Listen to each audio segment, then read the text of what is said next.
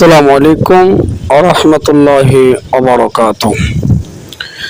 সম্মানিত মা ও বোনেরা, আশা করছি আপনারা অনেক অনেক ভালো আছেন। আলহামদুলিল্লাহ।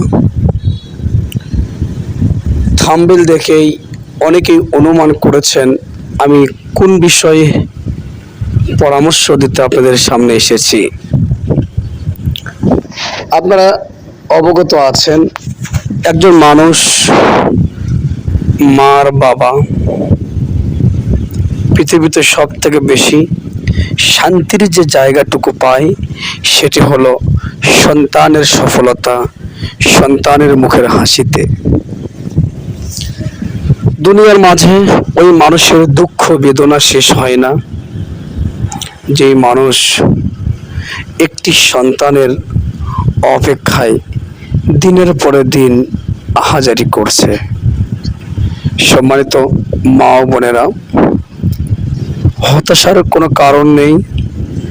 মহান আল্লাহ রব্বুল আলামিন পৃথিবীর মানুষকে কাউকে ধন সম্পদ দিয়ে, আবার কাউকে সম্পদ না দিয়ে, কাউকে ছেলে মেয়ে দান করে, আবার কারো নিকট থেকে কেড়ে নিয়ে, আবার কাউকে সন্তান না দিয়েই পরীক্ষা করেন। মহান আল্লাহ রব্বুল আলামিন যেটাতে খুশি, আমাদেরকেও সেটাতেই খুশি হওয়া জরুরি মনে করছি। প্রিয় মা বোনেরা আমার, তবে আমি আপনাদের কাছে একটি পরামর্শ দেব। অনেকে অনেক জায়গা থেকে ফোন দেন, কথা বলেন, অনেকে অনেক আশা নিয়ে ফোন দেন। একটি সন্তানের জন্য কিছু ঝাড়াফুঁড় ব্যবস্থা, তাবিজের ব্যবস্থা, মান্যতের ব্যবস্থা, যেটা আমাদের দেশের কিছু অসাধু ব্যবসায়িকেরা করে যাচ্ছেন। কিছু অসাধু কবিরাজ, কিছু অসাধু মানুষ যারা সন্তান দেবার আশায় টাকা পয়সা হাতিয়ে নিচ্ছেন। প্রিয় মা বোনেরা, আপনাদেরকে বলছি, সন্তান দেবার মালিক, নিবার মালিক একমাত্র মহান আল্লাহ রব্বুল আলামিন। ওই আল্লাহ তাআলার নিকটে আপনারা সাহায্য চান, আল্লাহ অবশ্যই আপনাদের হৃদয়টাকেও সম্পূর্ণ করে দিবেন। প্রিয় মা ও বোনেরা, আপনাদের মতো এক সময় আমিও হতাশায় ভুগছিলাম। তারপর একজন আলেমের নিকট এই গল্প, দুঃখের কথা যখন বলছিলাম, ঠিক তখনই উনি আমাকে কোরআন থেকে কিছু পরামর্শ দিলেন।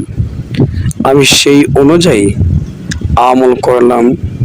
সেই অনুযায়ী আমি আল্লাহর দেওয়া নিয়ামতের উপর বিশ্বাস রেখে কাজ করলাম। আলহামদুলিল্লাহ, আল্লাহ আমাদের মনের আশা পূরণ করেছেন।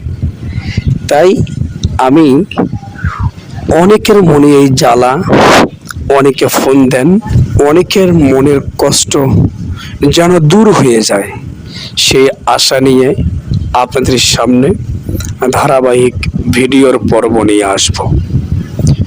বিশ্বাসে মেলাই বস্তু, তর্কে অনেক দূর। আসুন, আল্লাহর কোরআনুল কারিমে কিছু আমলের কথা আছে, যেই আমল করার কারণে অনেকের হৃদয়কে আল্লাহ পূর্ণ করে দিয়েছেন। সেই বিষয় নিয়ে আলোচনা করতে চাই। প্রিয় মা ও বোনেরা, সদা সর্বদাই আল্লাহর কাছে সাহায্য চাবেন। রব্বি হাবলি মিনাস সলিহিন। আবারও বলছি, রব্বি হাবলি মিনাস সলিহিন। আয়াতটুকু বেশি বেশি পড়বেন। কোরআনুল কারীম তেলাওয়াত করবেন, নামাজ আদায় করবেন, আল্লাহর কাছে তাহাজ্জুদ নামাজ পড়ে চাইবেন, আল্লাহ হৃদয় ভরে দিবে। কোরআনুল কারীমে একটি সূরা আছে, 114টি সূরার মাঝে একটি সূরা আছে সূরা নূর।